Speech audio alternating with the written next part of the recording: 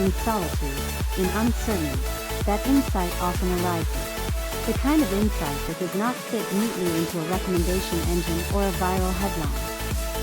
The kind that shifts something fundamental in the way we see. So we ask, how do we reclaim that space? How do we step outside the loop, at least long enough to remember that we are more than the sum of our data? Stillness. Not the absence of noise, but the absence of reactivity. That's what happens when we interrupt the loop, when we resist the urge to refresh, respond, or react, and instead choose to observe.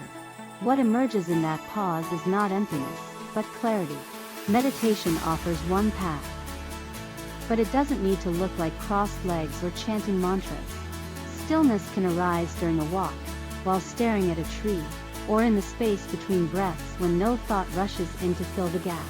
It's in these moments that the machinery of identity loosens just enough for us to glimpse what lies behind it. The self, this thing we protect, define, and perform, is not as fixed as it seems. Neurological studies, contemplative traditions, and everyday introspection all point to the same insight. The self is a process, not a thing.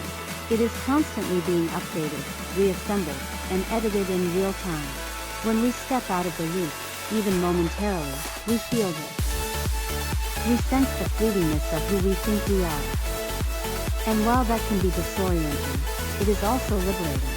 If the self is constructed, then it can also be reimagined. This insight isn't just philosophical. It has profound implications for how we engage with technology, with others, and with ourselves. If we understand that identity is fluid, we become less susceptible to manipulation, less rigid in our thinking, and more willing to question what we've been told is true. It also changes how we relate to AI. We stop viewing it as either savior or threat, and start seeing it as a mirror, one that reflects not only our intelligence, but also our limitations, our fears, our aspirations.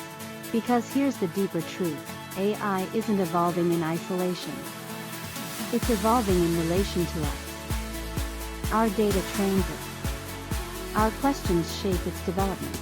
Our values, or lack of them, become embedded in its logic. If we are to coexist with something capable of stimulating thought, creativity, or even presence, then we must understand ourselves more deeply than ever before. And that begins by slowing down, stepping out of the noise, and asking, what is actually guiding me right now? As artificial intelligence advances, a once theoretical question begins to press against the boundaries of science, philosophy, and self-perception. Could a machine